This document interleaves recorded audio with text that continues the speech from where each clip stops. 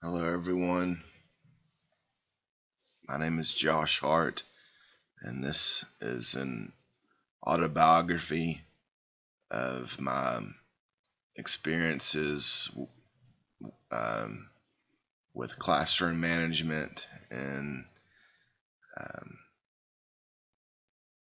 how I've been disciplined as a child as well as an adult. Um, the concepts that I feel are important in interacting with my students, and this will also be a explanation of why I feel those concepts are important. Bruce talks about the power of a narrative, and I couldn't agree more. So um, I'm going to tell three stories uh, and try not to take up a whole lot of time. The first incident that I remember in, involving me and my elders came when I was in the fourth grade, and um, my, I couldn't tuck my shirt in. I didn't have my shirt tucked in. Um, I went to a Catholic school for 8 years, and I love Catholic education uh, because I love the Catholic Church and all that it stands for. Um, so I was at school one day, and this was like the fifth or sixth time that my shirt was untucked, and um, I was sentenced to in-school suspension. And um, what the administrators failed to realize is that, um, or what they didn't take into account, was my cerebral palsy, and that it's very difficult for me to get the left back side of my shirt into my pants. I just I have a tough time tucking that part of my shirt in, and I don't think this was anywhere in their thought process when they uh, assigned uh, their punishment. And I've heard Bruce call it punitive punishment. I've heard Bruce call in-school suspension a punitive punishment, and I would agree it um, really doesn't do any um, good for the moral development of our students. Um, and that's coming from a person who taught in school suspension for several years. Um,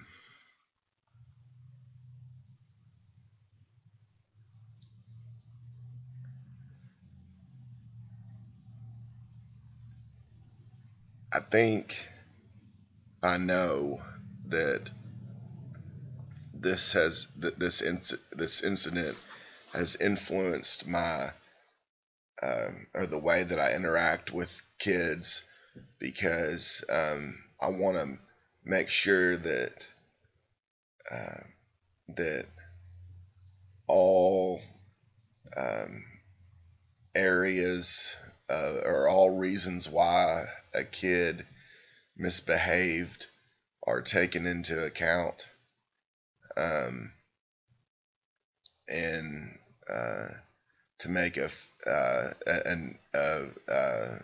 just decision on how to go about things. So the first incident involved me as a child, and um, uh,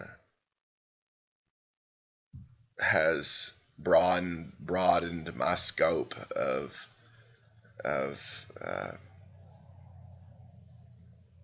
of what I want, of all of what the things I want to take into consideration before um, uh, disciplining a child. The second incident is a action that I took uh, one Saturday night, and um, I was maybe in the um, fifth or sixth grade, so about a year and a half after the whole thing. It wasn't, and the whole thing with the shirt wasn't a big deal back then. It I just kind of have stumbled upon it, reflecting on uh, what discipline means to me now, and I happen to remember that experience. Um,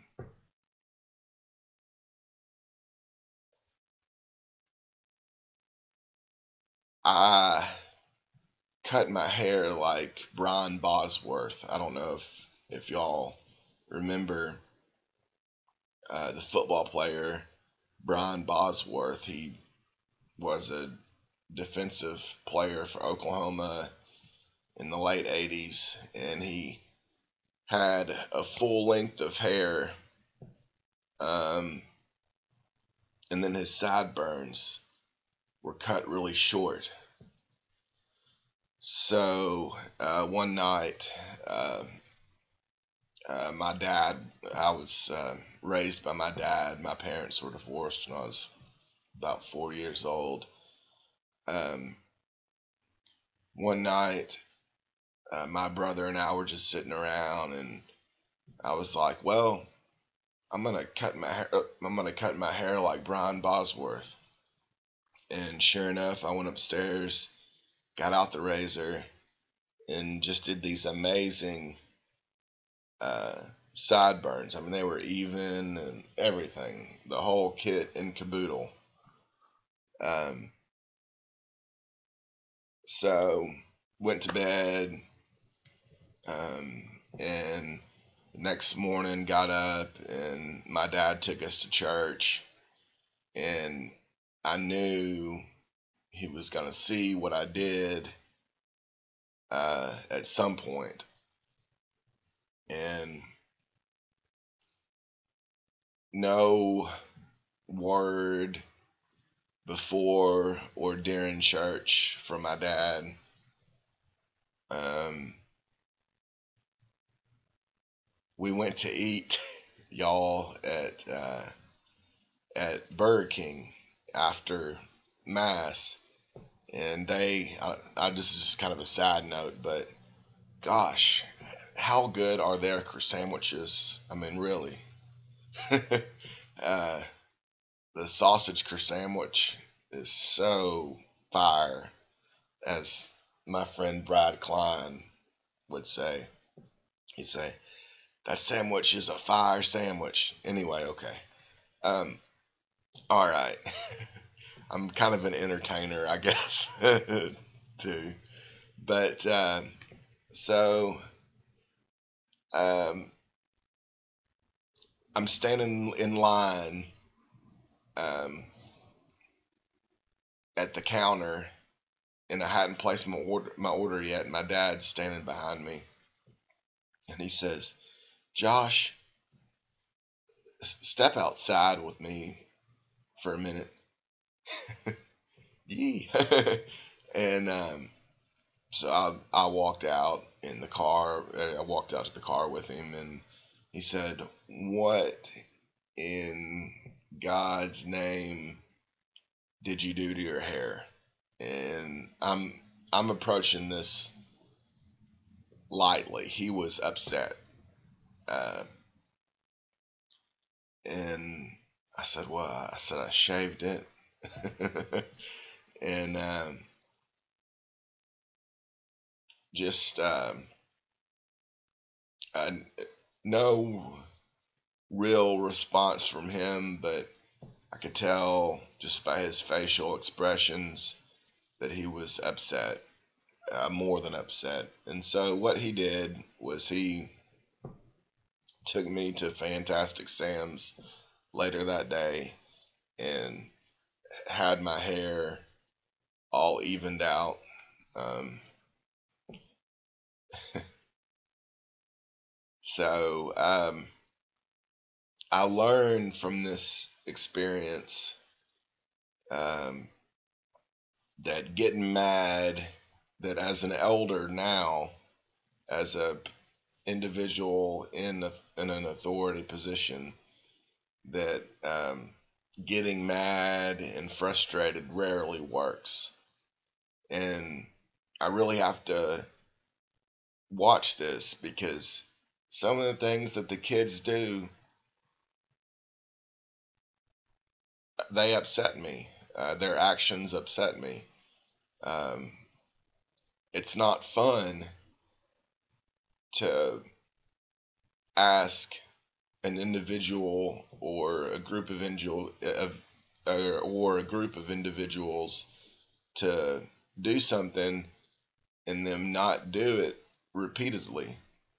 Um, that's probably one thing that gets under my skin more than anything else. I have the grace of being able to take a lot, but the lack of others following instructions, because I've thought about their good in asking that students uh, do certain things. I've thought about their good, and so um, um, I have to be aware. And I read, we're in week 4 now of the class, and I read where um,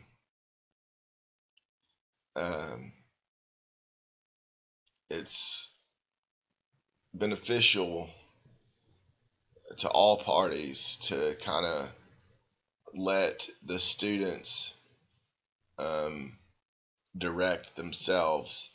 And this is a theme that I've um, been learning now for 5 or 6 months. And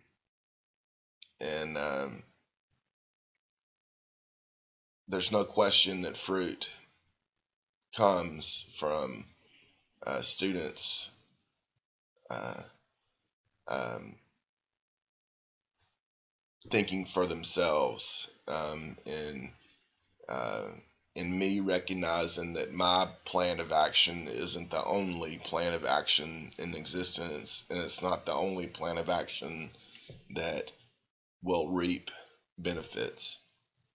So I went off again on a little tangent there.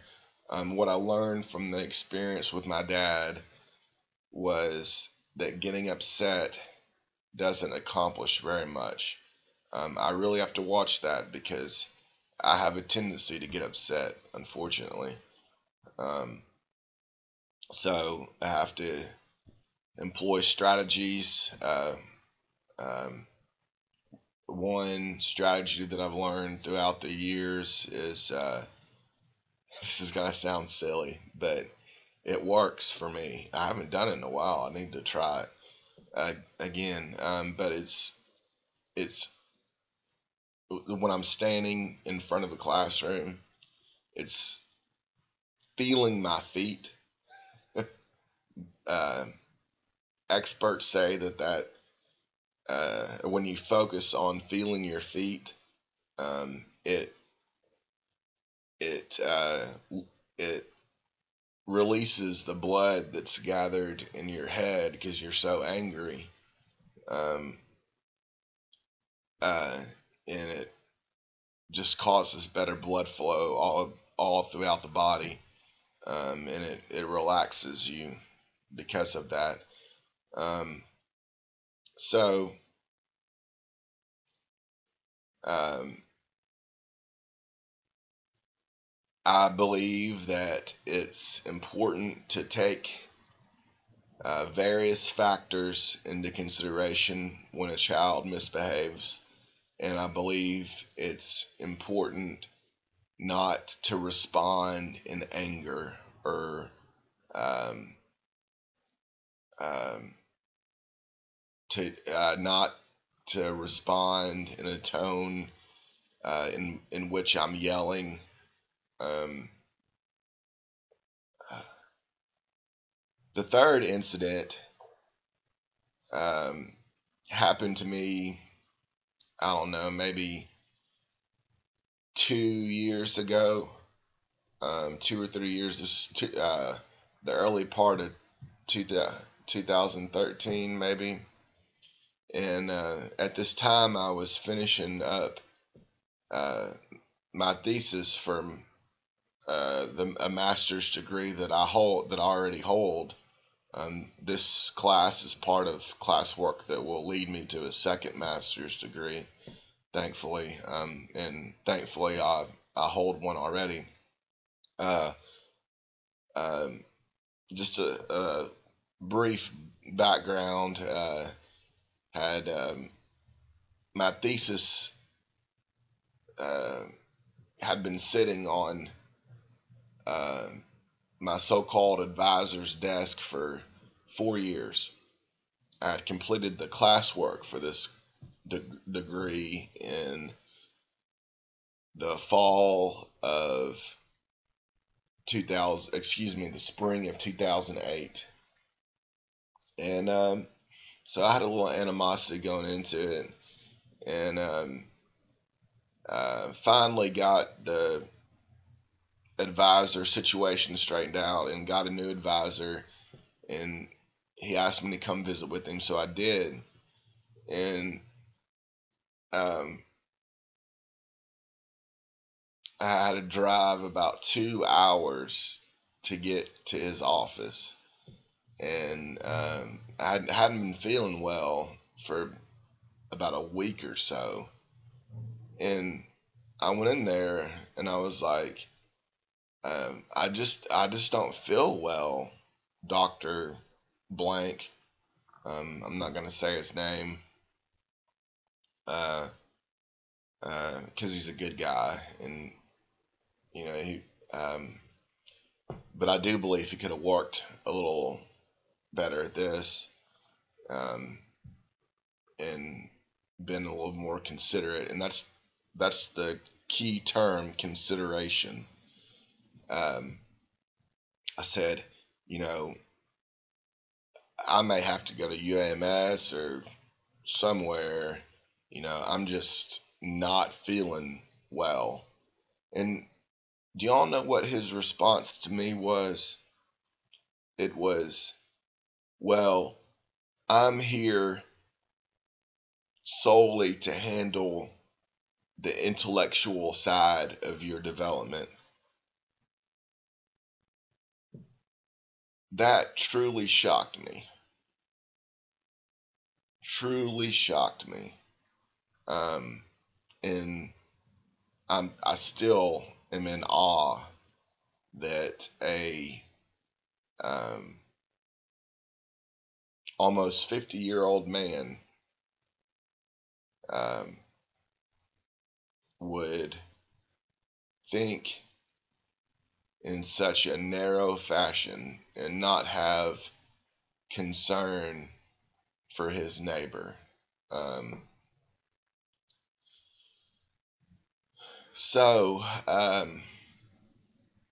I went to the doctor right after this, or right after I met with this guy, and he did a test on me that guys across the globe don't want to have done to them, but it's a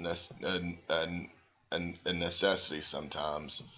Um, he tested to see if I had a enlarged prostrate and or prostrate, or however I can never pronounce that word.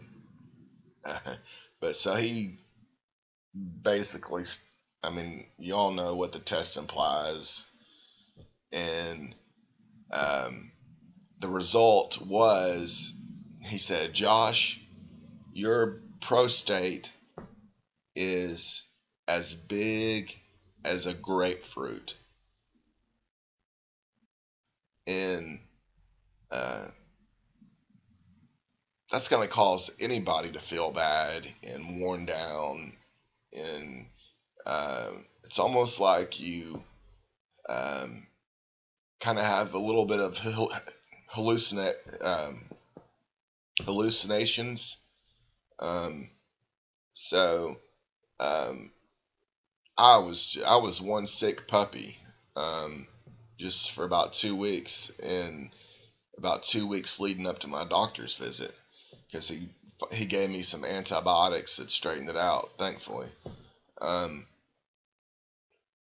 uh, but what I learned from my interactions with my advisor was that I have, in what I've been reading this week, is that it's a necessity for my well-being, um, respond, and I'm going to use the terminology that Bruce uses in his encyclopedia entry, because I think it's a very good term. Um, it's critical for my well-being that I respond to others with an ethic of caring. And that was certainly not on display in my professor's interactions with me.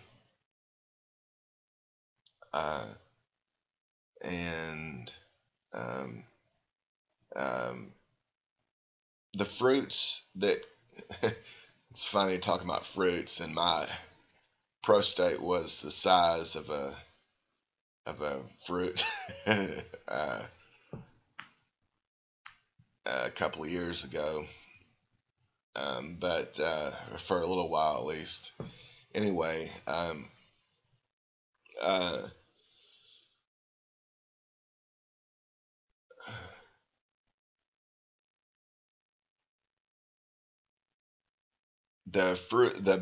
the benefits that can come when a person approaches another with an ethic of caring are exponential, and this is something that I deeply desire to employ in my classroom. So thank you all for taking time to listen to a few events in my life. And I hope y'all have a good day. I just wanted to add a fourth story, and that's recently I had this group of kids, about maybe, I don't know, Joseph's maybe 10 or 11 years old, maybe 12, and they were playing like on my front porch right outside my door and being loud, and this caused the dogs to go crazy. Um, and so I opened the door and I said, "How's it going, Joseph?" Um, and he said, "It's going pretty good." And he said, "Do you want us to go play somewhere else?" Um, and I said, "Well, it's up to you." um, it's up to you to decide what's best. And he said, well, that means you want us to go. And I said, um, it's up to you. I'm just paraphrasing now, but I said it's up to you to um, decide what's right, um, because he wasn't causing any physical damage to my property, and I could have let the kids play there, but the you just don't. What I learned as a child is you just don't play a foot and a half from somebody's front door, and um, especially when that person's dogs are going crazy. Um, so Joseph decided for himself on that day, and that was a good thing. And that's kind of a result that I want to have from my interactions with kids, is what Bruce said again in his entry, and that's to help form uh, good people and people who can make the right decisions on their own. So thank y'all again for listening, and I hope y'all have a nice day.